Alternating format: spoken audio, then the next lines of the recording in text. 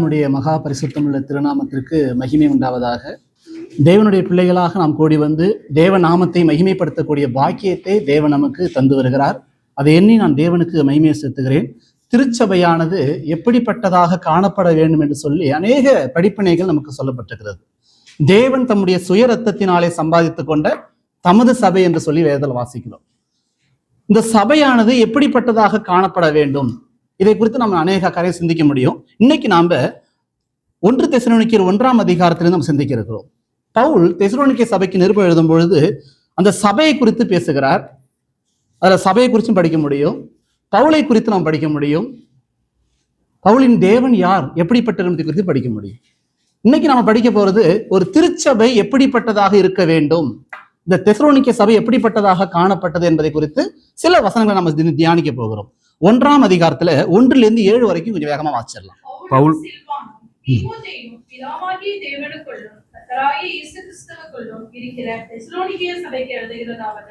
நம்முடைய பிதாவாகிய தேவனாலும் கர்த்தராகிய இயேசு கிறிஸ்துவினாலும் உங்களுக்கு கிருபையும் சமாதானமும் உண்டாவதாக. தேவனுக்கு பிரியமான சகோதரரே, உங்கள் விசுவாசத்தின் கிரியையும் உங்கள் அன்பின் பிரயாசத்தையும் நம்முடைய கர்த்தராகிய இயேசு கிறிஸ்துவின் மேலுள்ள உங்கள் நம்பிக்கையின் பொறுமையையும் நம்முடைய பிதாவாகிய தேவனுக்கு முன்பாக நாங்கள் இடைவிடாமல் நினைவு கூர்ந்து, நீங்கள் தெரிந்து கொள்ளப்பட்டவர்கள் என்று நாங்கள் அறிந்து எங்கள் ஜெபங்களில் இடைவிடாமல் உங்களை குறித்து விண்ணப்பம் பண்ணி உங்கள் எல்லாருக்காகவும் எப்பொழுதும் தேவனை ஸ்தோத்திரிக்கிறோம்.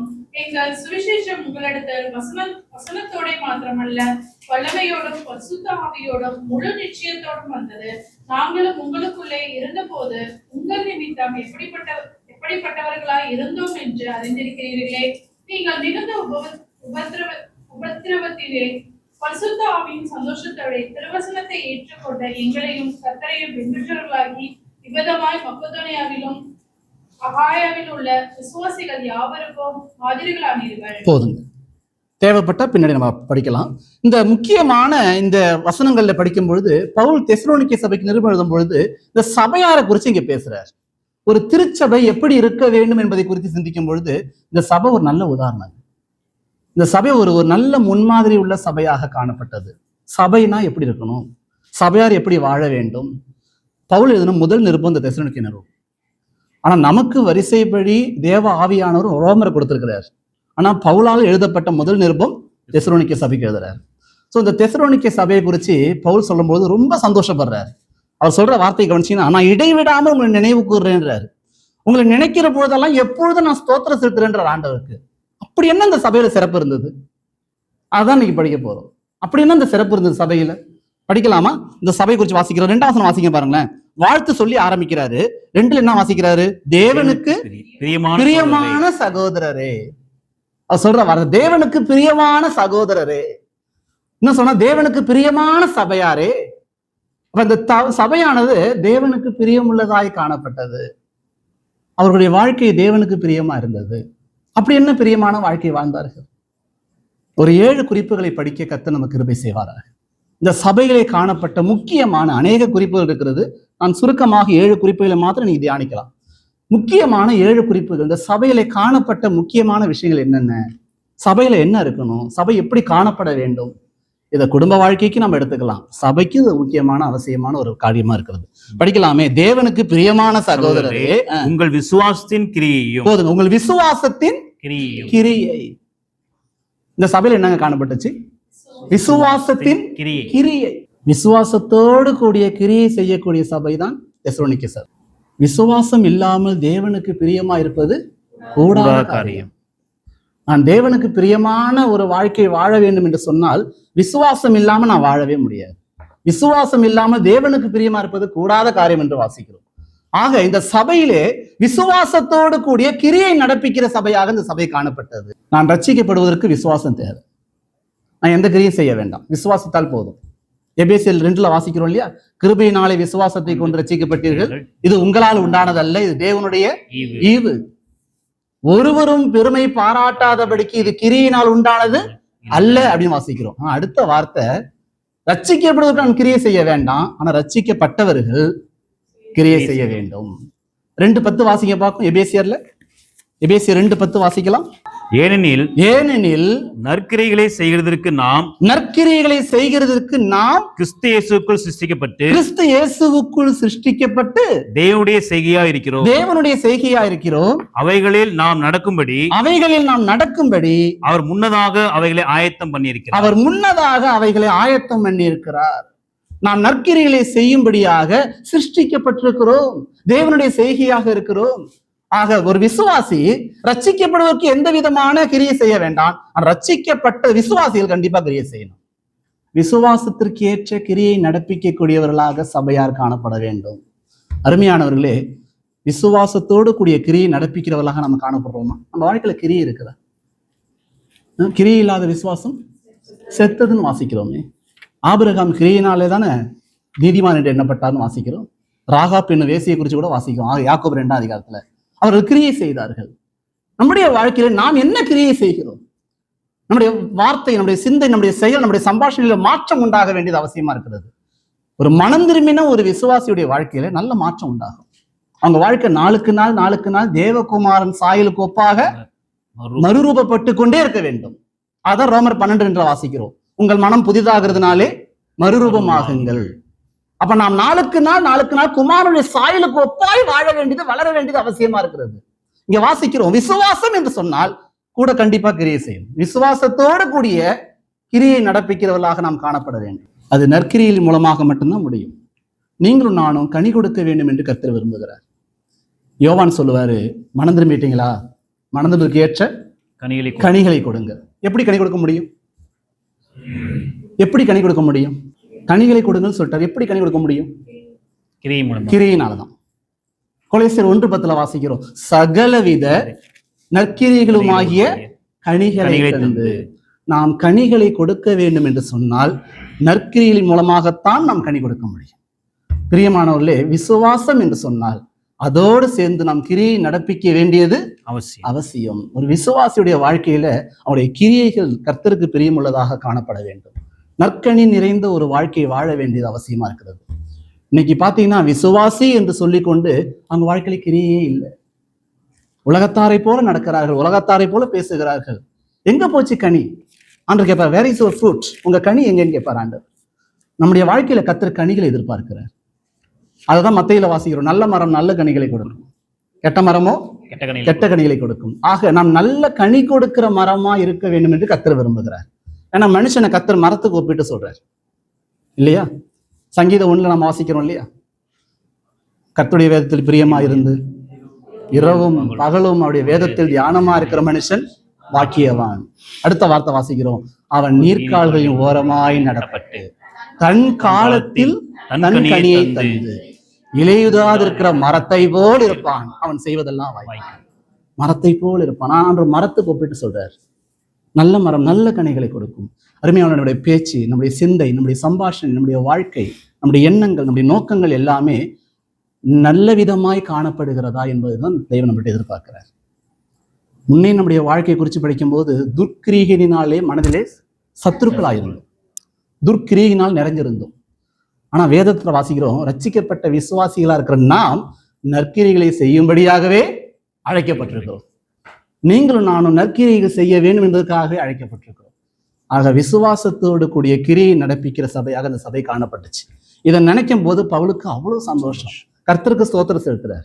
அதான் அங்க வாசிக்கிறோம், இடைவிடாமல், அந்த வார்த்தை கவனிச்சிங்களா? இடைவிடாமல் நினைவு கூர்ந்து நீங்கள் தெரிந்து கொள்ளப்பட்டவர்கள் என்று நாங்கள் அறிந்து எங்கள் ஜபங்களில் இடைவிடாமல் உங்களை குறித்து விண்ணப்பம் பண்ணி உங்கள் எல்லாருக்காகவும் எப்பொழுதும் தேவனை ஸ்தோத்தரிக்கிறேன்.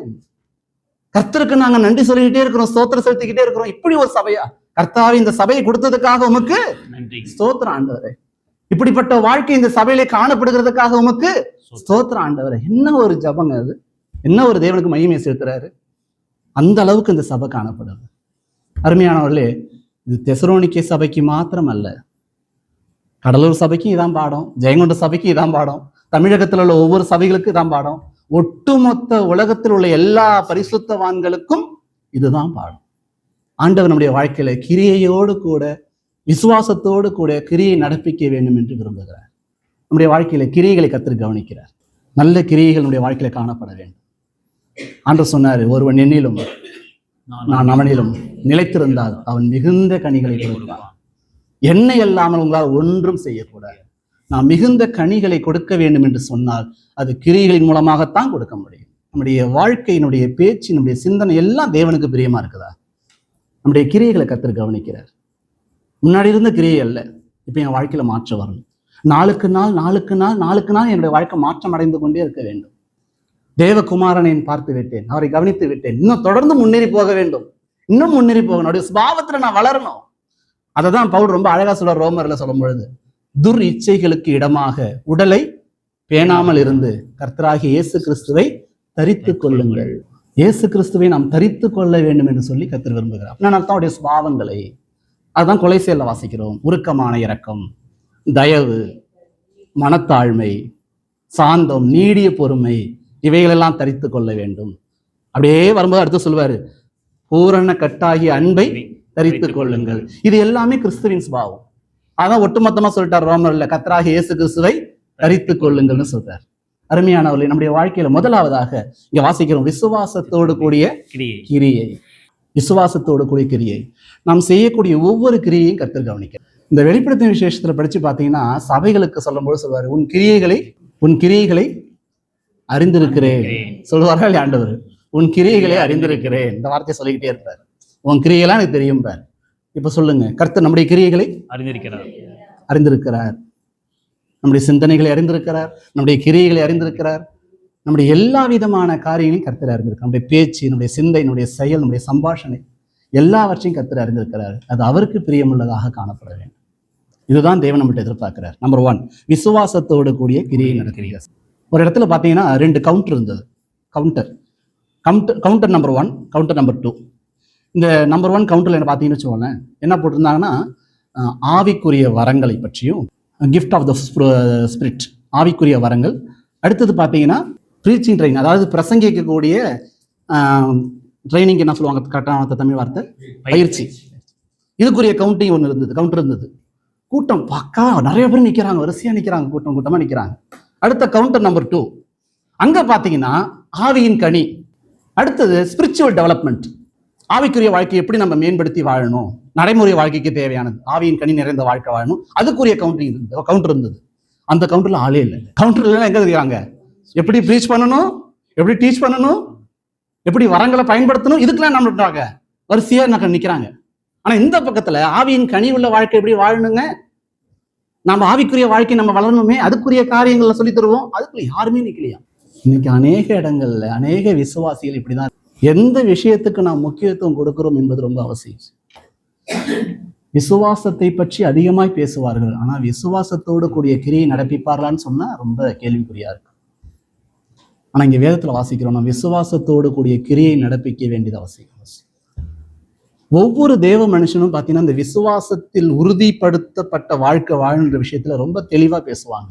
பவுலுடையார் பாருங்க, கொலேசே சபைக்கு நிருபம் சொல்லுவாரு, நீங்கள் விசுவாசத்தில் உறுதிப்பட்டுன்னு ஒரு வார்த்தை சொல்லுவார். படிங்க அந்த வசனத்தை, கொலேசையர் 2ஆம் அதிகாரம் 7ஆம் வசனம்.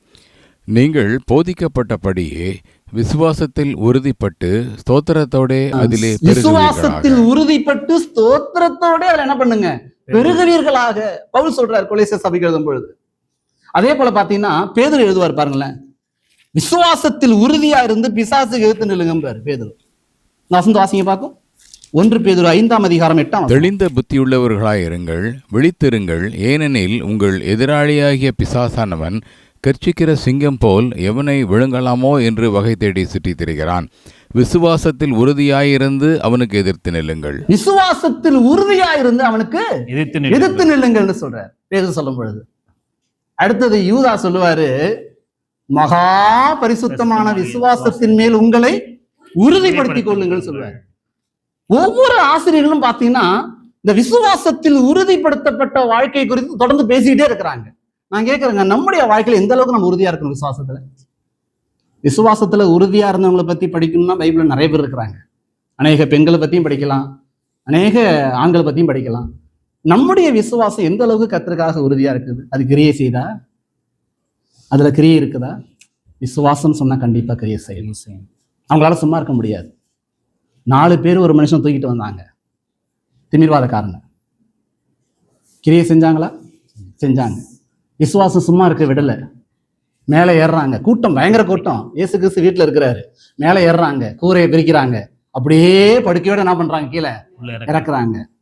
அடுத்த வார்த்தை வாசிக்கிறோம், இயேசு அவர்கள் விசுவாசத்தை கண்டு, ஜீசஸ் saw their faith அப்படின்னு வாசிக்கிறோம். அவர் விசுவாசத்தை இயேசு கிறிஸ்து கண்டார்னு வாசிக்கிறோம்.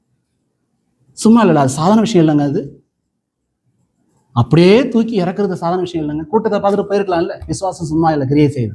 நம்முடைய வாழ்க்கையில விசுவாசம் உள்ள வாழ்க்கையோடு கூட நம் கிரியை நடப்பிக்க வேண்டியது அவசியம். மனம் திரும்பிட்டீங்களா, கனிகளை கொடுங்க. கர்த்தர் அடுத்தது என்ன எதிர்பார்க்கிறாரு? கனிகள் எதிர்பார்க்கிறாரு. நம்முடைய வாழ்க்கையில நாம் கனி கொடுக்கிற வாழ்க்கையை வாழ வேண்டும். அதுதான் உண்மையான விசுவாசிக்குரிய அடையாளம். அதுதான் அடையாளம். அதுதான் இங்க சொல்றாரு, பவுல் சொல்றாரு, உங்கள் விசுவாசத்தின் கிரியையை பார்த்து நான் தேவனுக்கு ஸ்தோத்திரம் செலுத்துறேன்றார். நம்பர் 1 விசுவாசத்தின் கிரியை. நம்பர் 2 இரண்டாவதாக என்ன வாசிக்கிறோம்? உங்கள் அன்பின் பிரயாசத்தை. உங்கள் அன்பின் பிரயாசம். அன்பின் பிரயாசம். அப்ப அன்பு என்ன செய்யும்? அன்பு என்ன செய்யும்? பிரயாசப்படும். அவ்வளவுதாங்க. அன்பு பிரயாசப்படுங்க, சும்மா இருக்காது. அன்புன்னு ஒண்ணு இருந்தா கண்டிப்பா பிரயாசப்படும். முதலாவது இங்க வாசிக்கிறோம் விசுவாசத்தின் கிரியை. அதே போல அந்த சபையில என்ன இருக்குது? அன்பின் பிரயாசம். அன்பின் பிரயாசம். இந்த பிரயாசம்ன்ற வார்த்தையில பாத்தீங்கன்னா முக்கியமாக அடங்கி இருக்கக்கூடிய ஒரு விஷயம் என்னங்களா, நிறைய தியாகம் பண்ணும். பிரயாசம்ன்றது ரொம்ப எளிமையானது கிடையாதுங்க. சகல பிரயாசத்தினாலும் என்ன உண்டு? பிரயோஜனம் உண்டுன்னு வாசிக்கிறோம். அப்ப இங்க வாசிக்கிற அன்பு நிமித்தம் நாம் ஒரு காரியத்துல பிரயாசப்படும் பொழுது அது சில விஷயங்களை நம்ம சகிக்க வேண்டும், சிலதை நாம் பொறுத்து கொள்ள வேண்டும், நிறைய தியாகம் செய்ய வேண்டும். ரொம்ப ஈஸியா நம்ம என்ன பண்ண முடியும்? பிரயாசப்பட முடியாது. பிரயாசம் என்று சொன்னால் அன்பு நிமித்தம் பிரயாசப்படணும். கர்த்தர் மேல் நான் வைத்திருக்கிற அன்பு என்னை சும்மா இருக்க விடல, நான் இன்னும் அதிகமாய் பிரயாசப்பட்டு வளர செய்கிறது. பவுலுடைய வாழ்க்கையில பார்த்தீங்கன்னா நிறைய பிரயாசப்பட்டிருக்கிறாரு அன்பினால. கர்த்தர் மேல் வைத்திருக்கிற அன்பு நிமித்தமாக, கர்த்தருடைய பரிசுத்தவான்கள் மேல் வைத்திருக்கிற அன்பு நிமித்தமாக பவுல் நிறைய பிரயாசப்பட்டிருக்கிறாரு. நான் கேட்கிறேன், நம்முடைய வாழ்க்கையில பிரயாசம் இருக்குதா? இது இரண்டாவதாக. இந்த சபையில பிரயாசம் இருக்குதுங்க, அன்பு நிமித்தம் பிரயாசப்படுறாங்க. ஒரு சபைக்கு நிறுவ எழுதும் போது பவுல் சொல்வாரு, நான் உங்களுக்காக பட்ட பிரயாசம் எல்லாம் வீணாய் போயிற்றோ என்று உங்களை குறித்து நான் என்ன பண்றேன்? பயந்திருக்கிறேன் அப்படிம்பார். கலாத்திய சபைக்கு நிறுவனம், நீ நன்றாய் ஓடினீர்களே, சத்தியத்திற்கு கீழ்ப்படியாமற் போகத்தக்க உங்களை தடை செய்தவன் யார்? உங்களை மயக்கினவன் யார்? கேள்வி கேட்பார். நல்லா ஓடுனாங்க, அவங்களுக்கு ஒரு பேர் வைப்பார், புத்தி இல்லாத கலாத்தியர் என்பார்.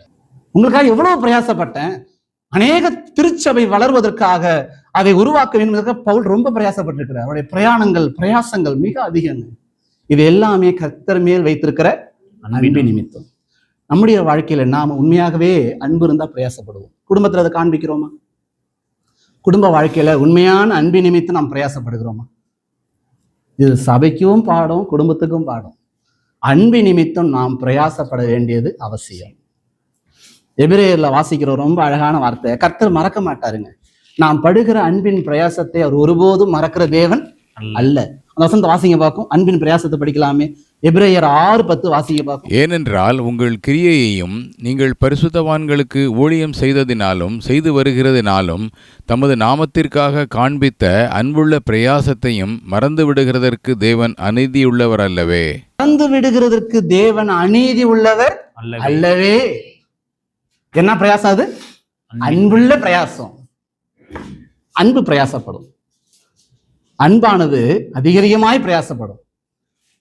ஒரு பெண் இயேசு கிறிஸ்து கிட்ட வரும்பொழுது ஒரு வீட்டுக்குள்ள பாருங்க, அவங்களுடைய பிரயாசம் ரொம்ப ஆச்சரியமா இருக்குங்க. வீட்டுக்குள்ள நுழைஞ்சு வரும்பொழுது அவருக்கு முன்பாக என்னது, பின்னாடி நிற்கிறார், தன் கண்ணீரால் அவருடைய காலை நினைக்கிறார், தன் தலைமயிரினால துடைக்கிறார், கையில் உள்ள விலையேறப்பெற்ற பரிமள தைலத்தை என்ன பண்றார்? பாதத்துல பூசுறார். இதுக்கெல்லாம் பிரயாசம் ரொம்ப அதிகங்க. இதுக்காக எத்தனை வருஷங்கள் அவர் பிரயாசப்பட்டிருப்பார் அதை சேகரிப்பதற்காக. இதெல்லாம் அன்பின் வெளிப்பாடு. இதெல்லாம் முடிஞ்ச உடனே ஆண்டவர் சொல்வாரு, இவள் மிகவும் அன்பு கூர்ந்தாளே, நான் உனக்கு சொல்லுகிறேன், இவள் செய்த அநேக பாவங்கள் இவளுக்கு மன்னிக்கப்பட்டது. நாம் படுகிற அன்பின் பிரயாசத்தை மறந்து விடுகிறதற்கு நம் தேவன் அநீதி உள்ளவர் அல்லவே.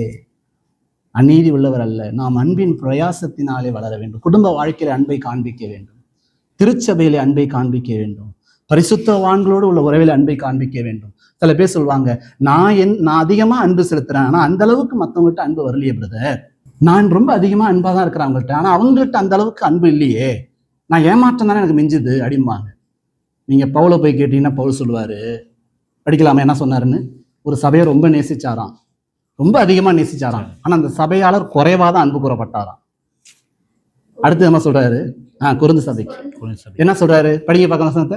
2 கொரிந்தியர் கடைசி அதிகாரம் எடுத்துக்கோங்களேன், 12ஆம் அதிகாரம் 15ஆம் வசனம் வாசிங்க. ஆதலால் நான் உங்களில் எவ்வளவு அதிகமாய் அன்பு கூறுகிறேனோ அவ்வளவு குறைவாய் உங்களால் அன்பு கூறப்பட்டிருந்தாலும் மிகவும் சந்தோஷமாய் நான் உங்கள் ஆத்துமாக்களுக்காக. எப்படி இருக்கிறாராம்? மிகவும் சந்தோஷமாய். நாம எப்படி இருப்போம்? மிகவும் துக்கமா இருப்போம். மிகவும் துக்கமா இருப்போம் இல்ல? அப்படியே ஆப்போசிட்டா சொல்றாரு இல்லையா? மிகவும் துக்கமா இருப்போம் இல்லையா? ஆனா இங்க என்ன வாசிக்கிறோம்? மிகவும் சந்தோஷமாய் நான் உங்கள் ஆத்துமாக்களுக்காக செலவு பண்ணப்படவும் விரும்புகிறேன். என்ன பிரயாசங்க மனுஷனுக்கு, என்ன அன்புங்க இது? இந்த அன்பின் பிரயாசம் நம்மள்ட்ட இருக்குதா? குடும்பத்துல பிள்ளைகளுக்காக, பெற்றோருக்காக, கணவர் மனைவிக்காக, மனைவி கணவனுக்காக நாம் எந்த அளவுக்கு அன்பின் பிரயாசத்தை காண்பிக்கிறோம்? பிரதிபலன் பார்க்காத அன்புங்க. நீங்க என்ன நேசிச்சீங்கன்னா நான் உங்களை நேசிப்பேன்னு சொல்றதல்ல அன்பு. நீங்க என்ன வெறுத்தாலும் நான் உங்களை நேசிப்பேன்றதுதான் அன்பு. அதான் கிறிஸ்துவின் அன்பு. நீங்க என்ன ஒதுக்கினாலும் நான் நேசிப்பேன்றதுதான் அன்பு. அதுதான் கிறிஸ்துவின் அன்பு. அதனால சொல்லி கொடுத்தாரு, உங்க சத்துருக்களை சிநேகிங்கள். சத்துரு சிநேகிக்க மாட்டாங்க, சத்துருவாச்சே, ஆனாலும் அவங்க சிநேகிப்பேன். அதுதான் அன்பு. நம்முடைய ஆண்டவர் யார் தெரியுமா? நன்றி அறியாதவர்களுக்கும் துரோகிகளுக்கும் நன்மை செய்கிறவர். ஆச்சரியமா இருக்கு இல்லையா? காட்டி கொடுத்த யூதாசை என்ன பண்றாரு ஆண்டவர்? சிநேகிக்கிறாரு, சிநேகிதனேன்னு சொல்றாரு. அவன் கால்களை கழுகுறாரு. ஆச்சரியமா இருக்குல்ல? படிக்கும் பொழுது தெரியும், எல்லாம் தெரிந்தவர் ஆண்டவர், எல்லா காலங்களையும் அறிந்த தேவன் நம் தேவன், எல்லாம் அறிந்து பேசுறார் ஆண்டவர் அவன்கிட்ட. என்னத்துக்காக வந்திருக்கிற? முத்தத்தினாலே காட்டி கொடுத்தாயோ? ஒவ்வொரு வார்த்தையிலும் அவனை கொல்லுச்சு. ஆனாலும் அவன் கர்த்தர்ட்ட மன்னிப்பு கேட்டிருந்தானா, மணந்திருந்தானா வாழ்க்கையில மாற்றம் இருக்கும். ஏன்னா அவனையும் அவர் அவ்வளவு நேசிக்கிறார். அவன் பிறவாது இருந்தா நலமா இருக்குமே. அவனுக்காக பரிதபித்த அன்பு தான் தேவ அன்பு. நான் கேட்குறேங்க, நம்முடைய அன்பு எப்படிங்க இருக்குது? அந்த அன்பு இருந்தால் தானே அடுத்தது பிரயாசப்படும். இந்த கிரியை தாண்டி இன்னும் பலப்படி மேலே போகணும் பிரயாசன்றது. கிரியை விட பல மடங்கு. நீங்க சொல்ற உங்கள் ஆத்துமாக்களுக்காக நான் செலவு பண்ணவும் செலவு பண்ணப்படவும் விரும்புகிறேன்றாரு. எவ்வளவு பிரயாசப்பட்டிருக்கிறாரு. அந்த அப்போஸ்தலர் 20ஆம் அதிகாரத்துல பாத்தீங்கன்னா, எபேசு சபையில் உள்ள மூப்பர்கள் எல்லாம் கூப்பிட்டு அவங்ககிட்ட கடைசியா பேசுவார். அவர் எப்படியெல்லாம் ஊழியம் செய்தேன், எப்படிலாம் உங்களை நான் கர்த்தருக்குள்ள வழி நடத்தினன்ற எல்லா விஷயத்தையும் அவர்களுக்கு படிப்படியா சொல்லிட்டு கடைசியா சொல்லுகிற வார்த்தை என்னன்னா, ஒரு வார்த்தை சொல்லுவார். இது எல்லாத்தையும் ஒட்டுமொத்தமா சேர்ந்து அவர்கிட்ட என்ன காணப்படுதுன்றதை படிக்க முடியும். அதை படிக்கல. எப்படி? அப்போஸ்தலர் 20ஆம் அதிகாரத்துல 3 வருஷ காலமா இரவும் பகலும் இடைவிடாம நான் என்ன பண்ணேன், கண்ணீரோட உங்களுக்கு புத்தி சொல்லி கொண்டு வந்ததை நீங்க நினைச்சு விழித்திருங்கன்னு சொல்லுவாரு. இதெல்லாம் சொல்லிட்டு இருக்கும்போது, நான் எப்படிலாம் இருந்தேன், நான் இச்சிக்கல, போதகத்துல இச்சை இல்லை, எல்லா கர்த்தருக்கு நான் உண்மையா என்னை ஒப்பு கொடுத்திருந்தேன்னு சொல்லி எல்லாத்தையும் பேசிட்டு கடைசியாக அவர் சொல்லும் போது 35 இப்ப அதை படிச்சோன்னா நேரம் போயிடும். இப்படி பிரயாசப்பட்டு விளைவினரை தாங்கவும் வாங்குகிறதை பார்க்கிலும் கொடுக்கிறதுமே பாக்கியம் என்று கர்த்தராகிய இயேசு சொன்ன வார்த்தைகளை நினைக்கவும் வேண்டும் என்று எல்லா விதத்திலேயும் உங்களுக்கு காண்பித்தேன். என்ன அப்படியே ஒரு முன்மாதிரியா காண்பிச்சேன். எப்படி பிரயாசப்பட்டேன் அப்படிங்கறத இங்க சொல்றாரு. இப்படி பிரயாசப்பட்டு, அந்த இப்படி எப்படின்றத படிக்கணும்னா முன்னாடி நீங்க ஃபுல்லா படிச்சுன்னா தெரியும். அன்பு பிரயாசப்படுங்க. அன்பு பிரயாசப்படும், சும்மா இருக்காது. அன்பு நிமித்தமாக நாம் பிரயாசப்பட வேண்டும். உண்மையான அன்பு பிரயாசப்படும். அதனால்தான் ஆண்டவர் சொன்னார், உங்கள் அன்பு மாயமற்றதாய் இருப்பதா. அன்பு பிரயாசப்படும், ஒருபோதும் அது பிரயாசப்படாம இருக்காது. நான் கேட்கிறேன், நம்முடைய அன்பு பிரயாசப்படுதா? சில தியாகங்கள் பண்றது நீ நிறைய பேருக்கு மனசு இல்லை. சில பாடுகளை சகிக்க நிறைய பேருக்கு மனசு இல்லை. அதெல்லாம் அன்பு அடங்கி இருக்கிறது. அன்பு இருந்தா சில கஷ்டங்களை பெருசா நினைக்காது. கிறிஸ்து பட்ட பாடுகளுக்கு ஒப்பாக நினைச்சு பார்க்கும்போது நாமளாம் ஒண்ணுமே கிடையாது. எவ்வளவு நம்மளை நேசிச்சார் ஆண்டவர். நேசித்த கர்த்தர் எவ்வளவு பாடுபட்டார், எவ்வளவு சாக்ரிஃபைஸ் பண்ணார் வாழ்க்கையை. அவருடைய பிள்ளைகளா இருக்கிற நாம எந்த அளவுக்கு நம்ம அன்பின் பிரயாசத்தை காண்பிக்கிறோம். பரிசுத்த வான்களிடத்துல நம்ம எப்படி அன்பை காண்பிக்கிறோம். இங்க வாசிக்கிறோம் அன்பின் பிரயாசம். இந்த சபையில பாத்தீங்கன்னா எப்பொழுதுமே அந்த அன்பின் நிமித்தம் பிரயாசப்பட்டுக்கிட்டே இருப்பாங்க. அவ்வளோ சந்தோஷமான ஒரு சபையா இருந்தது சபை. விசுவாசத்தில் கிரியை செய்கிற சபை, அன்பிலே பிரயாசப்பட்ட சபை. அதான் சொல்றார் பவுல், உங்கள் விசுவாசத்தின் கிரியையும் உங்கள் அன்பின் பிரயாசத்தையும் அப்படிங்கிறார். உங்களுடைய அன்பின் பிரயாசத்தை நினைச்சு பாக்குறேங்கிறார். இதெல்லாம் அதாவது இந்த அளவுக்கு நினைவு கூற அளவுக்கு உங்களுடைய வாழ்க்கை இந்த அளவுக்கு அற்புதமா காணப்படுகிறது. ஒரு சபைன்னு சொன்னா விசுவாசத்துல கிரியை செய்யணும். பிரயாசப்படணும், அன்பின் நிமித்தம் பிரயாசப்படணும். அதான் சபை, பிரயாசப்படணும். அடுத்தது வாசிக்கிறோம், என்ன வாசிக்கிறோம்? மூன்றாவதாக வாசிங்க பார்க்க. நம்முடைய கர்த்தராகிய இயேசு கிறிஸ்து மேல் உள்ள உங்கள் நம்பிக்கையின் பொறுமையும். உங்கள் நம்பிக்கையின் பொறுமையையும். என்ன நம்பிக்கை அது? ரோமர் 5:2 வாசிக்கிறோம், தேவ மகிமையை அடைவோம் என்கிற நம்பிக்கை. நம்முடைய நம்பிக்கை நித்திய நம்பிக்கைங்க. அது மாறாத நம்பிக்கை, அழியாத நம்பிக்கை. நித்திய நம்பிக்கை நம்முடைய நம்பிக்கை, அழியாத நம்பிக்கை, மாறாத நம்பிக்கையுடைய வாழ்க்கை வாழும். அதுதான் இங்கே படிக்கிறோம். நம்பிக்கையில் பொறுமை. கர்த்தராகிய இயேசு கிறிஸ்து வருவார், நம்மை அழைத்து கொண்டு செல்வார். இந்த நம்பிக்கை வந்து மாறாத நம்பிக்கை, நிச்சயம் நடக்கும், இதோ சீக்கிரமாய் வருகிறேன். இந்த தெசலோனிக்கர் புஸ்தகத்தை நீங்க படிச்சீங்கன்னா ரொம்ப நல்லா இருக்கும். அதாவது 1ஆம் அதிகாரத்திலிருந்து 5ஆம் அதிகாரம் வரைக்கும் முதல் நிருபத்துல பாத்தீங்கன்னா ஒவ்வொரு அதிகாரத்திலையுமே இயேசு கிறிஸ்து வருகையை பத்தி பேசிக்கிட்டே இருப்பார் பவுல். ஒவ்வொரு அதிகாரத்திலையும் பேசுவார். படிக்கலாமா? அந்த வசனத்தை மட்டும் நான் குறித்து காண்பிக்க விரும்புறேன். ஒவ்வொரு அதிகாரத்திலுமே அந்த வார்த்தையை சொல்லுவார். கடைசி வசனம் வாசிங்க பார்க்க. அவர் மரித்தோரிலிருந்து எழுப்பினவரும் இனி வரும் கோபாக்கினை நின்று நம்மை நீங்களாக்கி ரட்சிக்கிறவருமாயிருக்கிற அவருடைய குமாரனாகிய இயேசு பரலோகத்திலிருந்து வருவதை நீங்கள் எதிர்பார்த்து கொண்டிருக்கிறதையும் அறிவிக்கிறார். இயேசு பரலோகத்திலிருந்து வருவதை நீங்கள் எதிர்பார்த்து கொண்டிருக்கிறதையும் அறிவிக்கிறார்களே. உங்க வருகை பத்தி பேசுறாரு. அடுத்தது 2ஆம் அதிகாரத்துல கடைசியில வாசிங்க பார்க்க 19. எங்களுக்கு நம்பிக்கையும் சந்தோஷமும் மகிழ்ச்சியும் கிரீடமா இருக்கிறவர்கள் யார்? நம்முடைய கர்த்தராகிய இயேசு கிறிஸ்து வரும்போது அவருடைய சன்னிதானத்திலே நீங்கள் அல்லவா அப்படி இருப்பீர்கள். நீங்களே எங்களுக்கு மகிமையும் சந்தோஷமுமா இருக்கிறீர்கள். அடுத்தது 3ஆம் அதிகாரத்துல கடைசியில படிங்க பார்க்க 12-13. நாங்கள் உங்களிடத்தில் வைத்திருக்கிற அன்பு கோப்பாய் நீங்களும் ஒரு இடத்தில் ஒருவர் வைக்கும் அன்பிலும் மற்ற எல்லா மனுஷத்திலும் வைக்கும் அன்பிலும் கர்த்தர் உங்களை பெருகவும் நிலைத்தோங்கும் செய்து இவ்விதமாய் நம்முடைய கர்த்தராகிய இயேசு கிறிஸ்து தமது பரிசுத்தவான்கள் அனைவரோட கூட வரும்போது நீங்கள் நம்முடைய பிதாவாகிய தேவனுக்கு முன்பாக பிழையற்ற பரிசுத்தம் உள்ளவர்களா இருக்கும்படி உங்கள் இருதயங்களை ஸ்திரப்படுத்துவாராக. இங்கேயும் வருகை பத்தி பேசுறார். 4ஆம் அதிகாரம் சொல்லவே வேண்டாம். எங்க மரண வீட்டுக்கு போனாலும் இந்த பகுதியை வாசிக்காம இருக்கவே மாட்டாங்க. 4ஆம் அதிகாரம் 1 தெசலோனிக்கர் 4ஆம் அதிகாரம் சொன்னாலே அந்த 13ஆம் வசனத்திலிருந்து பாத்தீங்கன்னா 18 வரைக்கும் ஃபுல்லா அதை வாசிச்சிருவாங்க. அதை நான் இப்ப வாசிக்க சொல்ல விரும்பல. 5ஆம் அதிகாரத்தினுடைய 23ஆம் வசனத்தை வாசிக்க பார்க்கும். சமாதானத்தின் தேவன் தாமே உங்களை முற்றிலும் உங்கள் ஆவி ஆத்மா சரீரம் முழுவதும் நம்முடைய கர்த்தராகிய இயேசு கிறிஸ்து வரும்போது குற்றமற்றதாயிருக்கும்படி காக்கப்படுவதாக. வரும்போது திரும்ப திரும்ப வருகையை பத்தியே பேசிட்டு இருக்கிறாரு பவுலடியார். முதல் நூற்றாண்டுல அந்த நாட்கள்ல எவ்வளவு எதிர்பார்ப்பு இருந்தது பார்த்தீங்களா அப்படி வருகை.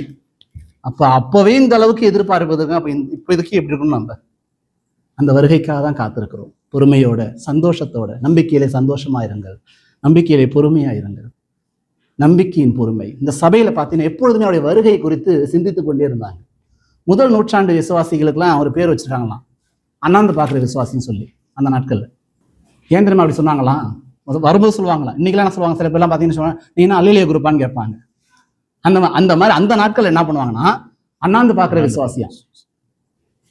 எப்பொழுதுமே அவர் சொல்லிட்டு போனபடி என்ன சீக்கிரம் வரப்போறேன்னு சொன்னார், மறுபடியும் வருவார்னு சொன்னார் இல்லையா?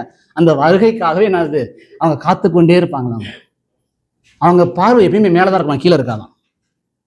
நம்ம பார்வை புரியுதுங்களா? கலிலேயாக மனுஷரே நீங்கள் ஏன் வானத்தை அப்ப பார்க்க ஆரம்பிச்சவங்க பார்த்துக்கிட்டே இருக்கிறாங்க. அவங்க அவர் வருவாரு. இது எதுக்காக சொல்லணும்? அந்த கர்த்தராகிய இயேசு கிறிஸ்துவின் வருகையின் மேல் உள்ள அந்த வாஞ்சை, அந்த ஏக்கம். என் மணவாளன் சீக்கிரம் வரப்போகிறார், மணவாட்டி சபையை அழைத்து கொண்டு செல்ல போகிறார். அப்படிப்பட்ட நித்திய நம்பிக்கை நான் வைத்திருக்கிறேன். இந்த நம்பிக்கை அழியாது, மாறாது, என்னைக்கு மாறாத நம்பிக்கை. பாவ மன்னிப்பாகிய மீட்பை பெற்றுக்கொண்ட ஒவ்வொரு பிள்ளைகளையும் அவர் ரட்சித்து அவருடைய பிள்ளைகளாக மாற்றிருக்கிறார், சபையில இணைத்திருக்கிறார். அந்த திருச்சபையை அவர் அழைத்து கொண்டு செல்லும்படியாக வரப்போகிறார். அந்த வருகைக்காக நான் ஆயத்தமா இருக்கிறேன், ஆசையாய் காத்திருக்கிறேன், விழிப்பா இருக்கிறேன். நம்முடைய வாழ்க்கையில் அப்படிப்பட்ட நம்பிக்கையில பொறுமையா இருக்கிறோமா? இந்த சபையில நம்பிக்கையின் பொறுமை இருக்கு. நம்பர் 1 விசுவாசத்தின் கிரியை. நம்பர் 2 அன்பின் பிரயாசம். நம்பர் 3 நம்பிக்கையின் பொறுமை. நம்பர் 4 படிக்கலாமா? 6ஆம் வசனம் படிங்க, கொஞ்சம் தாண்டி வந்து. நீங்கள் மிகுந்த உபத்திரவத்திலே பரிசுத்த ஆவியின் சந்தோஷத்தோடைய போதுங்க. மிகுந்த உபத்திரவத்துல பரிசுத்த ஆவியின் சந்தோஷம். இந்த சபையில மிகுந்த உபத்திரவத்தை அனுபவித்தார்கள், ஆனா எப்படி இருந்தாங்க? சந்தோஷமா இருந்தாங்க. பொதுவா நம்ம உபத்திரப்படுறது எப்படி இருப்போம்? எவ்வளவு துக்கமா இருக்கும்ல. ஆனா கர்த்தருடைய பரிசுத்தவான்களுடைய வாழ்க்கையில எவ்வளவுதான் உபத்திரவம் வந்தாலும் நம்ம எப்பயுமே எப்படி இருக்கணுமா? சந்தோஷமா இருக்கணும். ஏன்னா கர்த்தர் நம்மோடு இருக்கிறார். உபத்திரவம் வராம போகாது. உலகத்தில் உங்களுக்கு உபத்திரவம் உண்டு உண்டு இல்லைன்னு சொல்லல. ஆனாலும் திடன் கொள்ளுங்கள், நான் உலகத்தை ஜெயித்தேன். உலகத்தை ஜெயித்த கர்த்தர் நம்மோடு இருக்கிறார். நாம சந்தோஷமா இருக்கணும். அது என்ன சந்தோஷம் படிக்கணும் பாத்தீங்களா? பரிசுத்த ஆவியின் சந்தோஷத்தோடு. பரிசுத்த ஆவியை பெற்றுக்கொண்டவர்களுடைய வாழ்க்கையில எப்பயுமே சந்தோஷம் இருக்கும். நமக்குள்ள ஆவியானவர் முத்திரை போடப்பட்டிருக்கிறார். எவ்வளவு கஷ்டம் இருந்தாலும், எவ்வளவு இக்கட்டு இருந்தாலும், அதனால சிறைச்சாலையில் இருந்தாலும் பவுல் சந்தோஷமா இருக்கிறாரு. சந்தோஷமா இருந்தது மட்டும் இல்ல, கர்த்தருக்கு எப்பொழுதும் சந்தோஷமா இருங்கன்னு சொல்லி கொடுத்துட்டார். என்னங்க ஆச்சரியமா இருக்குது? சந்தோஷமா இருங்க அப்படிங்கிறார். மிகுந்த உபத்திரவத்திலே சந்தோஷம், மிகுந்த உபத்திரவத்திலே சந்தோஷம். நமக்கு கொஞ்சம் கஷ்டம் வந்தாலும் நம்மளால தாங்கிக்க முடியல. ஆனா அந்த நாட்கள்ல பாத்தீங்கன்னா விசுவாசுடைய வாழ்க்கையில மிகுந்த உபத்திரவப்பட்டாங்க, ஆனா பரிசுத்தாவின் சந்தோஷத்தோட இருந்தாங்க. படிக்க படிக்க ஆச்சரியமா இருக்குது. நம்ம லைஃப்ல பிராக்டிஸ் பண்ணும்போது இருக்கிற சந்தோஷத்துக்கு பார்த்தீங்கன்னா அதுக்கு அளவே கிடையாது. எவ்வளவு கஷ்டம் வந்தாலும், எவ்வளவு இக்கட்டுகள் இருந்தாலும் அந்த நேரத்தில் நம்ம சிந்திக்கணும், ஆண்டவர் எவ்வளவு கஷ்டம் வருது ஆண்டவரே, ஆனா நீங்க என் கூட இருக்கிறீங்க, இதை விட பெரிய சந்தோஷம் என்ன இருக்குது? அதுதான் நம்ம சந்தோஷம். கர்த்தர் நம்மோட கூட இருக்கிறார். சங்கீதம் 4 நேற்று படிக்கும்போது ஒரு வசனம் படிச்ச, அவர்களுக்கு தானியமும் திராட்சரசமும் பெருகி இருக்கிற காலத்தின் சந்தோஷத்தை பார்க்கிலும் அதிக சந்தோஷத்தை எனக்கு தந்தீர். சங்கீதக்காரர் சொல்றாரு, தந்தீர். அவங்களுக்கு தானியமும் திராட்சரசமும் பெருகினாதான் சந்தோஷம், நல்ல விளைச்சல் வந்தாதான் சந்தோஷம், உலக பிரகாரமான செழிப்பு இருந்தாதான் சந்தோஷம். ஆனா ஏன் சந்தோஷம் தானியத்திலேயோ திராட்சரசத்திலேயோ இல்ல, உங்களோட உள்ள உறவுலதான் இருக்குது அப்படிங்கிறாரு சங்கீதக்காரர். தேவனோடு இருக்கக்கூடிய உறவில் இருப்பதை காட்டிலும் மிகப்பெரிய சந்தோஷம் எதுவுமே இல்லை. இங்க வாசிக்கிறோம், பரிசுத்த ஆவியின் சந்தோஷம். எவ்வளவு நெருக்கடி வரட்டுங்க, சந்தோஷமா இருங்க, சந்தோஷமா இருங்க. அதான் வேதம் சொல்லுது. எவ்வளவு நெருக்கடிகள், எவ்வளவு இக்கட்டுகள் தான் சந்தோஷமா இருக்கும். மிகுந்த உபத்திரவத்தில் சந்தோஷம். நீங்க கொரிந்தியர்ல படிச்சு பார்த்தீங்கன்னா மக்கதோனியா சபையை குறித்து பவுல் எழுதும்போது சொல்லுவார் ஒரு வார்த்தையை, அவர்கள் கொடிய தரித்திரத்துல எப்படி இருந்தாங்களாம்? சந்தோஷமா இருந்தாங்க, பரிபூர்ண சந்தோஷமா இருந்தாங்க. கொடிய தரித்திரத்துல, மிகுந்த உபத்திரவத்தில் சந்தோஷம், கொடிய தரித்திரத்தில் சந்தோஷம். அதே தேவ மனுஷன் தன்னை குறித்து சொல்லும் போது சொல்லுவாரு, பலவீனங்களிலேயும் நான் மிகவும் சந்தோஷமாய் மேன்மை பாராட்டுகிறேன். உடம்புல பலவீனம், வியாதி, சந்தோஷமா இருக்கிறேன்றார். உபத்திரவத்தில் சந்தோஷம், தரித்திரத்தில் சந்தோஷம், பலவீனத்தில் சந்தோஷம். இதெல்லாம் யாருக்கு இது சாத்தியம்? கர்த்தருடைய பிள்ளைகளா இருக்கிற விசுவாச பிள்ளைகள் நமக்கு மட்டும்தான் சாத்தியம். இதை வெளில சொல்லுங்க, நம்மளை பார்த்து சிரிப்பாங்க. உண்மைதானே, நம்மளை பார்த்து சிரிப்பாங்க. இவ்வளோ பாடுபட்டு இருக்கோம், சந்தோஷமா இருங்கன்றாங்க, நம்ம கிண்டல் பண்றாங்களாமாங்க. புரியுதுங்களா? ஆனா கர்த்தருடைய பிள்ளைகளா இருக்கிற நமக்கு கிடைக்கப்பட்ட பாக்கியம் இருக்கு பார்த்தீங்களா, இதை விட பெருசு எதுவுமே இல்லை. தேவன் நம்மோட கூட இருக்கிறார். இதை விட பெரிய சந்தோஷம் என்ன இருக்கு? அவர் கொடுத்த ரட்சிப்பு எனக்கு இருக்கிறது, எவ்வளவு பெரிய சந்தோஷம். என்னை மீட்டு கொண்ட தேவன் இன்றைக்கு மரித்தாலும் நான் பிழைப்பேன் என்கிற சந்தோஷத்தை கொடுத்திருக்கிறார். அவரோடு கூட என்றென்றைக்கு வாழக்கூடிய பாக்கியத்தை கொடுத்திருக்கிறார். ஜீவகாலம் எல்லாம் மரண பயத்தினாலே அடிமைத்தனத்திற்குள்ளானவர்களை விடுவிக்கும்படியாக அப்படி ஆனார். பிள்ளைகள் மாம்சத்தி ரத்தத்தையும் உடையவராக அவரும் அவர்களைப் போல மாம்சத்தி ரத்தத்தையும் உடையவர் ஆனார். எனக்காக பலியானார், என்னை மீட்டுக் கொள்ளும்படியாக பலியானார். என் ரட்சகர் அவர், என் மீட்பர் அவர். இதை விட பெரிய சந்தோஷம் என்னங்க இருக்குது? அந்த ரட்சகரை மற்றவங்க அறிவிக்கிறது உள்ள சந்தோஷத்துக்கு பார்த்தீங்கன்னா பெரிய சந்தோஷம் அது. இங்க இந்த சபையை குறித்து படிக்கிறோம், மிகுந்த உபத்திரவம் தான், ஆனா பரிசுத்தாவின் சந்தோஷம் இருக்கு. அதை சேர்த்து படிக்கும் போதும் அவ்வளவு சந்தோஷமா இருக்கு. உபத்திரவம், சந்தோஷம், இது எப்படி சாத்தியம்? கர்த்தருடைய பிள்ளைகளுக்கு எல்லாம் சாத்தியம். ஏன்னா கர்த்தர் கூட இருக்கிறார். பவுலுடைய வாழ்க்கையில மிகுந்த கஷ்டப்பட்டு இருக்கிறாரு, ஆனா சந்தோஷமா இருந்தாராம். சீஷர்கள் முதல் நூற்றாண்டுல படிச்சு பார்த்தீங்கன்னா அந்த வசனம் ரொம்ப பிடிக்கும். சின்ன வசனம் தான், அருமையான வசனம். அப்போஸ்தலர் 13:52 நினைக்கிறேன், படிங்க பார்க்க வசனம் 13:52. சீஷர்கள் நிரப்பப்பட்டார்கள் ஒரு வார்த்தை இருக்கு. எதனால் நிரப்பப்பட்டார்கள்? சீஷர்கள் சந்தோஷத்தினாலும் பரிசுத்த ஆவியினாலும் நிரப்பப்பட்டார்கள்.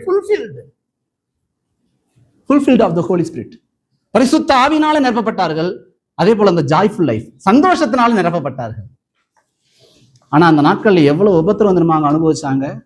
மிகுந்த அந்த அதிகாரத்தை மட்டும் நீங்க ஃபுல்லா படிச்சீங்கனாலே தெரியும், இவ்வளவு கஷ்டப்பட்டு இருக்கிறாங்களா அப்படின்ற மாதிரி இருக்கும். அந்த அதிகாரத்தை மட்டும் படிச்சாலே போதும். அவ்வளவு பாடுகளை அனுபவிச்சிருக்கிறாங்க. ஆனா அதெல்லாம் முடிஞ்சு கடைசி அந்த வசனம் வருது, சீஷர்கள் சந்தோஷத்தினாலும் பரிசுத்த ஆவியினாலும் நிரப்பப்பட்டார்கள். பவுல் பர்னபா ஊழியத்துல பட்ட பாடுகள், மற்ற விசுவாசிகள் பட்ட பாடுகள் இதெல்லாம் படிக்கும் போது கடைசி அந்த வார்த்தை வரும். புறஜாதி மக்களால மிகுந்த கஷ்டப்பட்டாங்க, சொந்த ஜனத்தால, யூத ஜனத்தால ரொம்ப கஷ்டப்பட்டாங்க. நான் கடைசி அந்த வார்த்தை மட்டும் அழகா எழுதி முடிக்கிறாரு, தேவ ஆவியானவர் சீஷர்கள் சந்தோஷத்தினாலும் பரிசுத்த ஆவியினாலும் நிரப்பப்பட்டார்கள். நான் கேட்கிறேன், இந்த அனுபவம் நமக்கு இப்ப இருக்குதா? இன்னைக்கு இருக்குது அந்த மாதிரி அனுபவம்? எந்த சூழ்நிலையும் நான் சந்தோஷமா இருப்பேன். வெளியில நம்ம சொல்லுவோம் இல்லையா, கர்த்தரை நம்புங்க, உங்க துக்கம் சந்தோஷமா மாறும். நம்ம துக்கம் மாறி இருக்கா? முதல்ல கர்த்தருடைய ஆலயத்துக்கு வாருங்கன்னு சொன்னோன்னே எப்படி இருந்தது? மனமகிழ்ச்சியா இருந்தான்றார் தேவ மனுஷன். உமது வேதம் என் மனமகிழ்ச்சியா இராதிருந்தால் துக்கத்திலேயே நான் என்ன பண்ணிருப்பேன்? அழிஞ்சே போயிருப்பேன்றார். எவ்வளவு சந்தோஷமா இருக்கு என் வாழ்க்கை அப்படிங்கிறார். உண்மையாகவே இந்த உலகத்திலேயே மிகவும் சந்தோஷமான நபர்கள் என்று சொல்லப்பட்டால் அது யார் தெரியுமாங்க? அதிகப்படியான சம்பளம் வாங்குறதோ அந்த சந்தோஷம் இருக்காது. இயேசு கிறிஸ்துவின் ரத்தத்தினாலே மீட்கப்பட்ட ஜனமா இருக்கிற நீங்களும் நானும் தான் சந்தோஷம் நிறைந்தவர்கள். இந்த பாக்கியவான்கள்ன்ற வார்த்தைக்கு மூல பாஷையில் அழகான வார்த்தை சந்தோஷம் நிறைந்தவர்கள்ன்ற வார்த்தை போடப்பட்டது. படிக்கிறோம்ல, இருதயத்தை சுத்தமுள்ளவர்கள் பாக்கியவான்கள், கர்த்தரை நம்புகிறவன் பாக்கியவான், ஆவியில் எளிமையுள்ள பாக்கியவான்கள். இந்த பாக்கியவான்கிற வார்த்தைக்கெல்லாம் என்ன அர்த்தம்னா சந்தோஷம் நிறைந்தவர்கள் அர்த்தம். எந்த சூழ்நிலையிலும் சந்தோஷம் நிறைந்தவர்கள். நிறைய பணம் காசு உள்ளவங்க பாக்கியவான் பைபிள் இல்லை. கர்த்தரோட நெருங்கி உறவாடுறவங்க தான் பாக்கியவான். கர்த்தரை நம்புகிறவன் பாக்கியவான். அருமையான நம்முடைய வாழ்க்கையில எந்த சூழ்நிலை மிகுந்த உபத்திரவத்தில், இந்த சபையில் அப்படிதாங்க இருந்தாங்க. அதாங்க படிக்கிற திரும்ப வசனத்தை படிக்க பாக்குது, 6ஆம் வசனத்தை படிக்க, நீங்கள் மிகுந்த உபத்திரவத்திலே பரிசுத்த ஆவியின் சந்தோஷத்தோடு. தேவ ஆவியானவர் நமக்குள்ள இல்லைன்னா என்ன இல்ல? சந்தோஷம் இல்லை. நல்லா புரிஞ்சுக்கணும். தேவ ஆவியானவர் நமக்குள்ள இருக்கிறதுனால தான் இந்த சந்தோஷம். எவ்வளவு கஷ்டம் இருந்தாலும் சந்தோஷப்படுறோம். என்னை யாரு நிந்திச்சாலும் சந்தோஷமா இருக்கிறேன், என்னை யாரு அவமானப்படுத்தினாலும் சந்தோஷமா இருக்கிறேன்.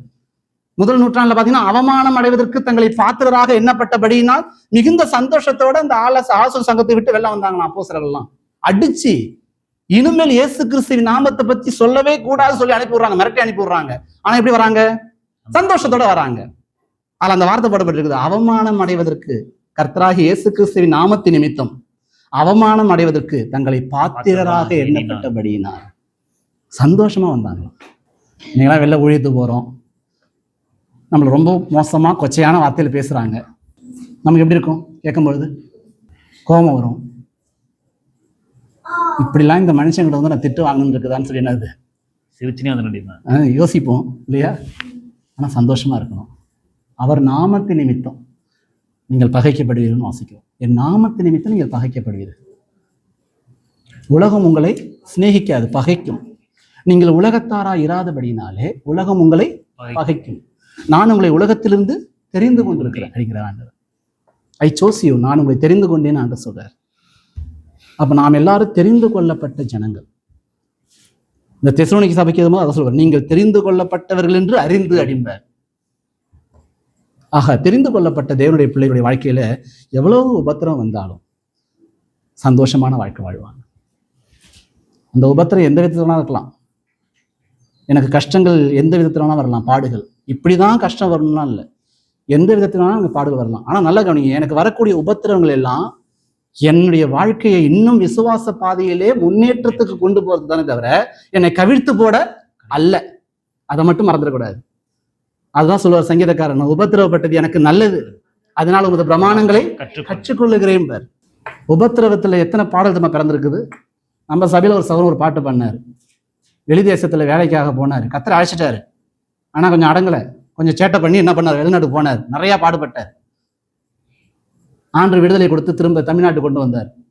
வந்ததுக்கப்புறம் பாட்டு பாடுறாரு, ஏனையா என் மீது இத்தனை பாசம், ஏனையா என் மீது அளவற்ற நேசம். பாட்டு புக்கில் இருக்குல்ல, ராமநாதபுரத்தில் ஊழியம் செய்கிறார் அவர். அந்த உபத்திரவத்திலையும் அந்த கஷ்டத்துல அந்த பாட்டு பிறந்தது. நான் பாத்திரம் நல்லவே, நான் பாத்திரம் நல்லவே என்ற பாட்டு எழுதுறார். பிரியமான எதுக்கு சொல்ல வரேன்னா, மிகுந்த உபத்திரவத்திலையும் நமக்கு நிறைய பாடங்களை கற்று சொல்லிக் கொடுக்கிறாரு. அதை மறந்துடக்கூடாது. பரிசுத்தாவின் சந்தோஷத்தோடு நாம் செயல்பட வேண்டும். அதுதான் இங்கே படிக்கிறோம். உபத்திரவத்தில் சந்தோஷமா இருந்தார்கள். அடுத்ததாக படிக்கிறோம் இல்லையா, ஐந்தாவதாக என்ன வாசிக்கிறோம் இந்த சபையில? திருவசனத்தை ஏற்றுக்கொண்டு. போதுங்க. எப்பங்க ஏற்றுக்கொண்டாங்க? உபதத்தல்.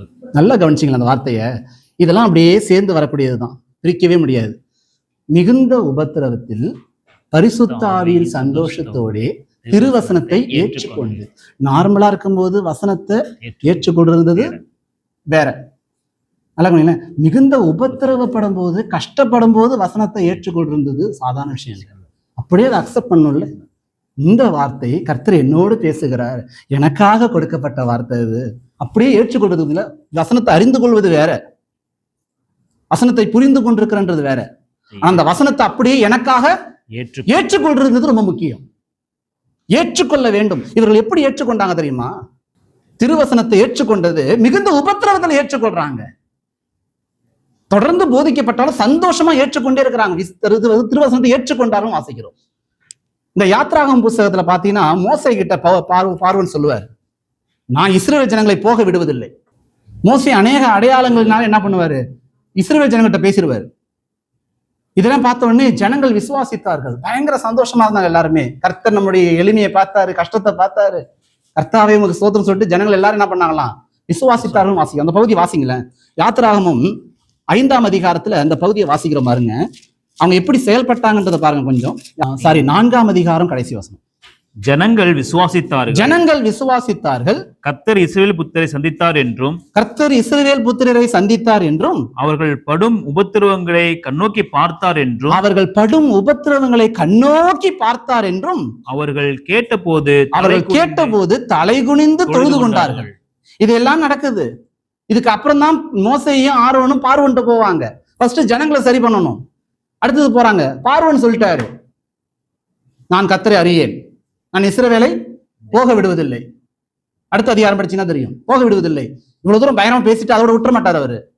இந்த ஜனங்கள்லாம் சோம்பலா இருக்கிறாங்கன்னு என்ன பண்ணுவார்னா வேலையை அதிகமாக்கிடுவார். பயங்கர கொடுமையா வேலையை அதிகமாக்கிடுவார். வேலையை அதிகமாக்கி செயல்படுத்த பொழுது பாத்தீங்கன்னா இப்ப அடுத்தது இந்த ஜனங்கள் மிகுந்த வேதனையிலும் வேலை கொடுமையான வேலை நிமித்தமாகவும் அவங்க என்ன சொல்லுவாங்கன்றதை படிக்கும்போது பாத்தீங்கன்னா இப்ப மோசே திரும்ப பேசுவார். 6ஆம் அதிகாரத்துல 6ஆம் வசனத்தை வாசிங்களேன். ஆதலால் இஸ்ரவேல் புத்திரரை நோக்கி நானே கர்த்தர் உங்கள் மேல் எகிப்திய சுமத்தின சுமைகளை நீக்கி நான் உங்களை விடுவித்து உங்களை அவர்கள் அடிமைத்தனத்திற்கு நீங்களாக்கி ஓங்கிய கையினாலும் மகா தண்டனையினாலும் உங்களை மீட்டு உங்களை எனக்கு ஜனங்களாக சேர்த்து கொண்டு உங்களுக்கு தேவனாய் இருப்பேன்.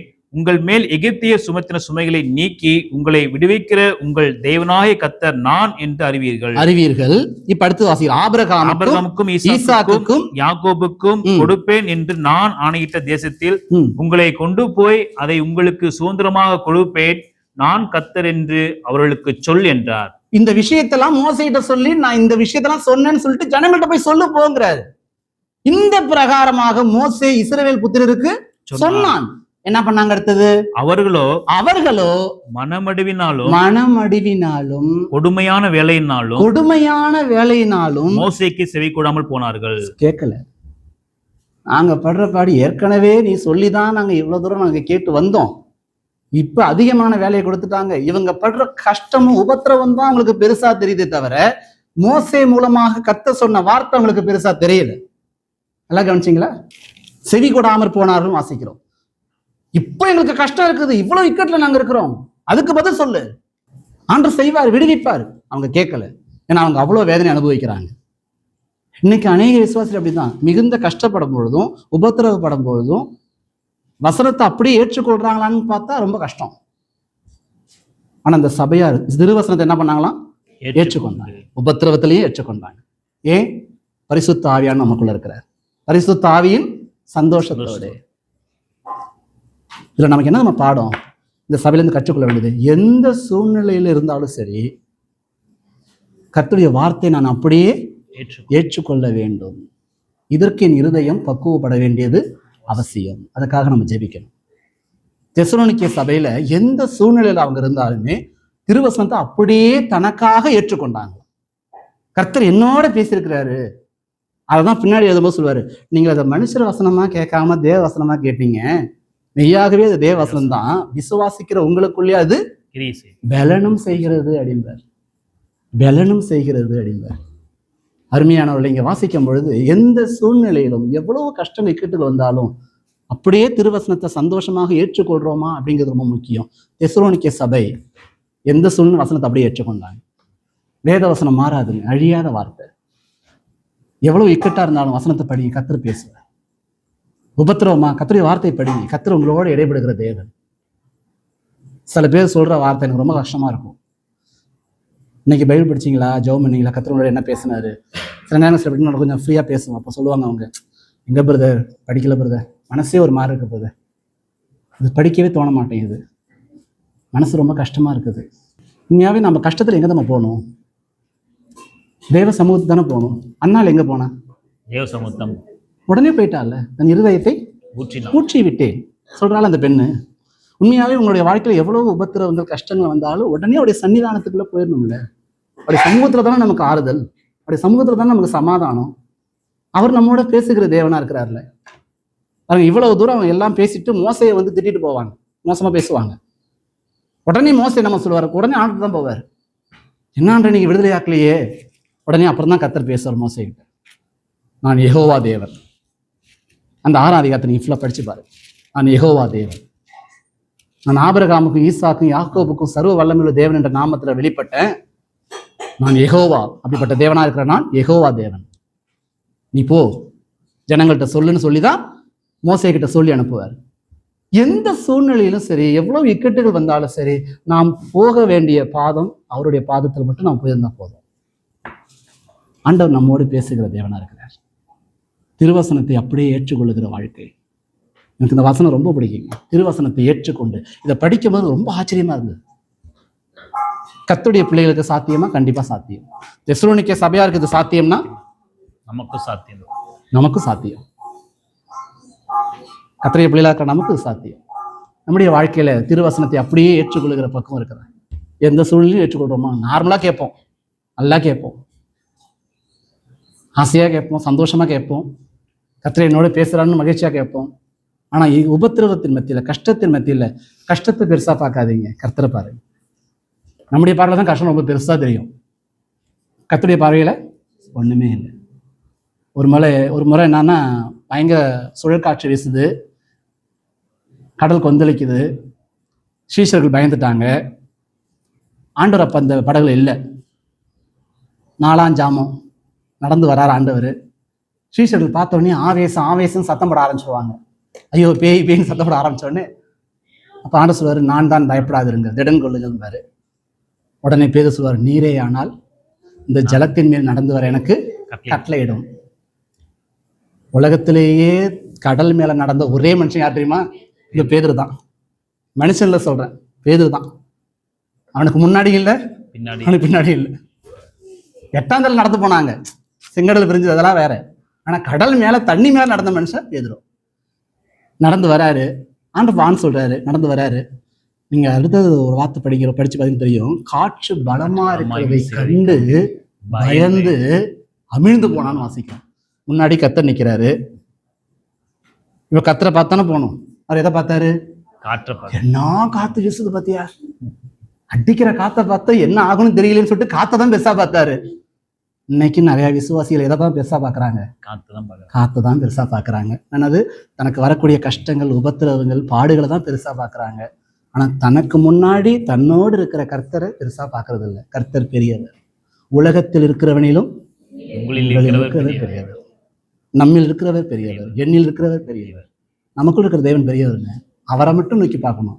நம்ம பார்வைனா பெருசா தெரியலாம் கஷ்டம், காற்றெல்லாம். ஆனா கர்த்தருடைய பார்வையில ஒண்ணுமே இல்லை, ஒண்ணுமே இல்லை. அது அவர் சொற்படி கேட்கும் பெருங்காற்றுன்னு வாசிக்கிறோம். பெருங்காற்று, அவர் சொற்படி கேட்கும் பெருங்காற்று. ஆகையினால கர்த்தரை நோக்கி பார்க்கிறவங்களுடைய வாழ்க்கையில எந்த சூழ்நிலையிலும் அவங்க சந்தோஷமாக திருவசனத்தை என்ன பண்ணுவாங்களாம்? ஏற்றுக்கொள்வார்கள். நம்முடைய வாழ்க்கையில ஏற்றுக்கொள்றோமா? இதுதான் முக்கியம். இந்த சபை அப்படிதான் வாழ்ந்தாங்க. இது ஒவ்வொரு விசுவாசிகளுக்கும், ஒவ்வொரு குடும்பங்களுக்கும் நல்ல பாடம். அடுத்ததாக படிக்கலாமா? திருவசனத்தை ஏற்றுக்கொண்டு எங்களையும் கர்த்தரையும். அந்த வார்த்தையை கவனிச்சிங்களா? என்ன சொல்றாரு அவர்? சொல்லலாம்ல, அவரு திருவசனத்தை ஏற்றுக்கொண்டு கர்த்தரை பின்பற்றுவா இருந்தீங்கன்னு சொல்லலாம் இல்லையா? என்ன சொல்ற ஒரு வார்த்தை? எங்களையும் கர்த்தரையும் பின்பற்றுகிறவர்களாகிய. இந்த வார்த்தையை சொல்லணும்னா இவர் எந்த அளவுக்கு கர்த்தருக்கு என்று சிறப்பான வாழ்க்கை வாழ்ந்திருக்கணும். யோசிச்சு பாத்தீங்களா? என்னைன்னு ஒருமையில சொல்ல, எங்களையும் சொல்றாரு. ஏன்னா அவர் எழுதும் போது கூட 2 பேர் இருந்தாங்க, சில்வான் தீமோத்தேயும் இருந்தாங்க. 2 பேர் எல்லாரையும் வச்சுதான் எழுதுறாரு.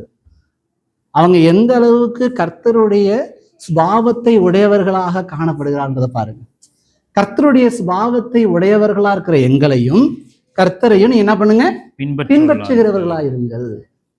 அப்ப இவங்க ஒரு நல்ல ரோல் மாடலா வாழ்ந்து இந்த வார்த்தையை சொல்றாங்க, எழுதுறாங்க. கவனிச்சிங்களா? இது நமக்கு நல்ல பாடம்.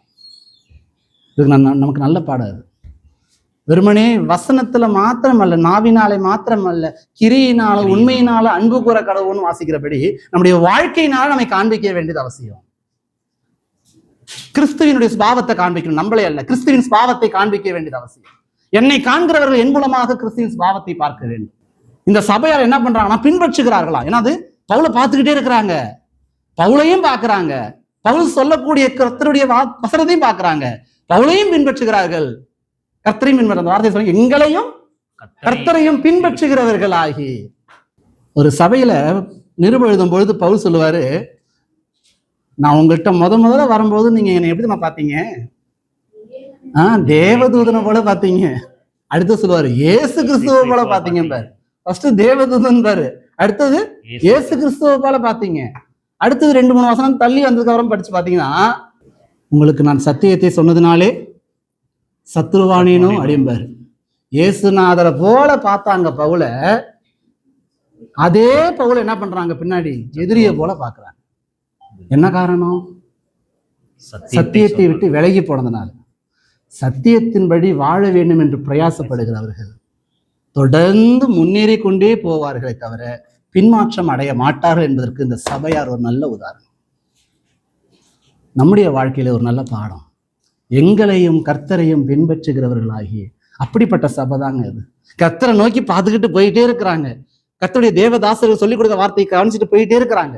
அவங்க லைஃபையும் பார்க்கறாங்க, கர்த்தரை பார்க்கறாங்க, மற்றவர்கள் நம்மளை பார்க்கறாங்கன்ற உணர்வு நமக்கு இருக்கணும். இது எனக்கு நல்ல பாடம். சபை பொறுப்புல இருக்கிற எனக்கு நல்ல பாடம்.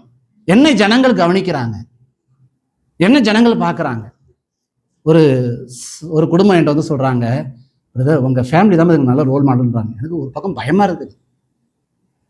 ஏன் தெரியுமா? ஆண்டவரே, இன்னும் நாங்க இன்னும் கர்த்தருக்குள்ள வளரணும் ஆண்டவரே, குடும்பம் உடஞ்சிடக்கூடாது, ஒரு நல்ல அந்யோன்யமா இருக்கணும் ஆண்டவரே, உதவி செய்யுங்க. நான் ஜெபம் பண்ணேன். உங்க குடும்பம் எனக்கு ரொம்ப நல்ல ரோல் மாடலாக இருக்கும்போது ரொம்ப சந்தோஷமா உங்க குடும்பத்தை பார்க்கும்போது, உங்களுடைய அந்யோன்யம், நீங்க பிள்ளைகள்கிட்ட போதிக்கிற காரியங்கள், உங்க மிஸ்ஸஸ்ட சொல்ற விஷயங்கள், அப்ப நல்லா கவனிங்க. தொடர்ந்து வாரம் வர்றவரு எங்க குடும்பத்தை கவனிச்சுக்கிட்டே இருக்கிறார். நமக்கு 2 கண்ணு இருக்குது, நம்மளை பாக்குறது அப்படின்ற மாதிரி நம்மளை பார்த்துக்கிட்டே இருக்கிறாங்க சபையார். நம்முடைய வாழ்க்கை எவ்வளவு ஜாக்கிரதையா இருக்கணும். ஒரு நல்ல ரோல் மாடல் உள்ள வாழ்க்கை, முன்மாதிரி உள்ள ஒரு வாழ்க்கை நம்ம வாழணும். பவுலுடைய வாழ்க்கை அப்படிதான் இருந்தது. பவுல் சொல்ற, எங்களையும் கர்த்தரையும் பின்பற்றுகிறவர்களாகி. இந்த சபை இப்படிப்பட்ட உபத்திரவத்திலேயும் கர்த்தரை பின்பற்றுகிற விஷயத்துல கொஞ்சம் கூட சோர்ந்து போகவே இல்லை.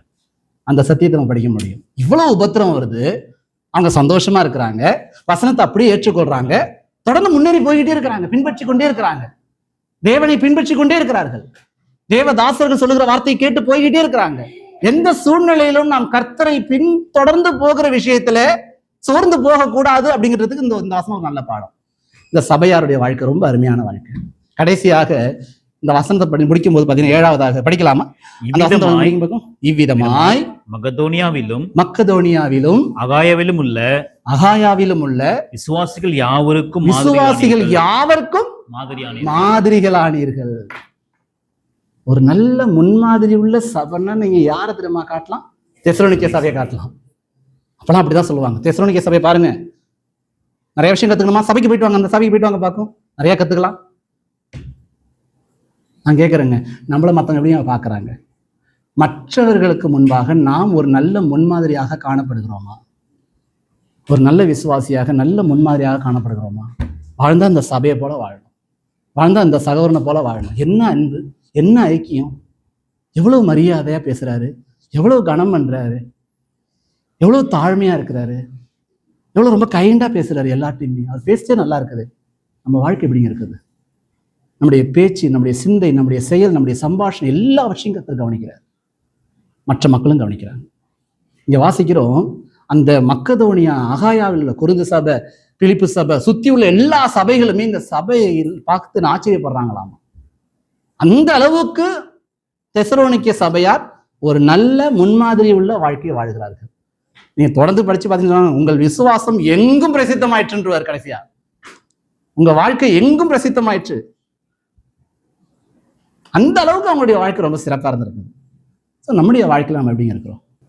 ஒரு சபைக்கு நிருபெழுது, இதை படிக்கும்போது ஒரு ஞாபகம், ஒரு சபைக்கு நிருபெழுத சொல்லுவார், உலகமெங்கும் பிரசித்தமாகுதும்பார் உங்கள் விசுவாசம் பார். உங்கள் விசுவாசம் உலகமெங்கும் பிரசித்தமாகுதும்பார். எந்த சபைக்கு சொல்லுவார்? நீங்க சொல்லிட்டீங்கன்னா செய்தி முடிஞ்சிருச்சு. படிங்க brother, படிங்க.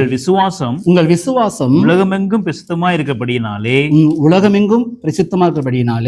முதலாவது நான் உங்கள் எல்லாருக்காகவும் இயேசு கிறிஸ்து மூலமாய் என் தேவனை ஸ்தோத்திரிக்கிறேன். உலகமெங்கும் பிரசித்தமாகிறபடியினாலே முதலாவது நான் உங்கள் எல்லாருக்காகவும் இயேசு கிறிஸ்து மூலமா என் தேவனை ஸ்தோத்திரிக்கிறேன். நம்ம விசுவாசம் எந்த அளவுக்கு பிரசித்தமாகுது? நம்முடைய குடும்பத்தார் நம்முடைய விசுவாச வாழ்க்கையை பார்த்து ஒரு ஆவிக்குரிய தாக்கம் உண்டாகும். வீட்டார் முதல்ல சொல்லணும், நம்மளை குறித்து வீட்டார் சாட்சி சொல்லணும். அடுத்து சபையார் சாட்சி சொல்லணும். அடுத்து சமுதாயத்தில் நம்மளோட பழகிற அந்நியர்களும் சாட்சி சொல்லணும். கர்த்தரை அறியாத மக்கள் எப்படி நம்மளுடைய விசுவாசம் பரவுது? உலகமெங்கும் பரவுச்சான். அந்த சபையாரை வச்சு படிக்கிறோம், முன்மாதிரிகளானார்கள்னு வாசிக்கிறோம். முன்மாதிரிகளானீர்கள். மக்கதோனியா, அகாயா நாடு எங்கும் உள்ள எல்லா விசுவாசிகள் மத்தியிலும் நீங்க முன்மாதிரிகளா இருந்தீங்கன்னு வாசிக்கிறோம். ஒரு நல்ல முன்மாதிரி உள்ள சபையாக தெசலோனிக்கே சபை காணப்படுகிறது. நம்முடைய வாழ்க்கை ஒரு நல்ல முன்மாதிரியாக இருக்க வேண்டும். நம்மளை பார்க்கிறவர்கள் இடரல் அடையக்கூடாது. இன்னும் விசுவாச வாழ்க்கையில முன்னேறி செல்ல வேண்டியது மிக அவசியம். எல்லாத்தையும் கவனிப்பாங்க. முன்னேறி செல்ல வேண்டியது மிக அவசியம். நம்மை ஒப்பு கொடுப்போம், நம்மை தாழ்த்துவோம். மொத்தம் 7 குறிப்பு சொல்லி முடிச்சிடலாமா? நம்பர் 1, விசுவாசத்தின் கிரியை இந்த சபையில காணப்பட்டுச்சு. அடுத்தது அன்பின் பிரயாசம். அடுத்தது நம்பிக்கையின் பொறுமை. நம்பர் 4, மிகுந்த உபத்திரவத்தில் சந்தோஷம். திருவசனத்தை அப்படியே ஏற்றுக்கொள்றாங்க. நம்பர் 6, எங்களை போலவும் கர்த்தரையும் பின்பற்றினவர்களாக, கர்த்தரை தாசர்களையும் கர்த்தரை என்ன பண்றாங்க? பின்பற்றுகிறவர்களாய் காணப்பட்டார்கள். முன்மாதிரிகளானீர்கள். நாம எப்படி இருக்கணும்? முன்மாதிரிகளா இருக்கணும். ஒரு மாதிரியா இருக்கக்கூடாது, மாதிரிகளானீர்கள். ஒரு நல்ல முன்மாதிரியுள்ள வாழ்க்கை வாழ கர்த்தர் நமக்கு அனுக்கிரகம் செய்வாராக. தேவனுடைய புண்ணிய திருநாமம் திருச்சபையிலே மையப்படுவதாக.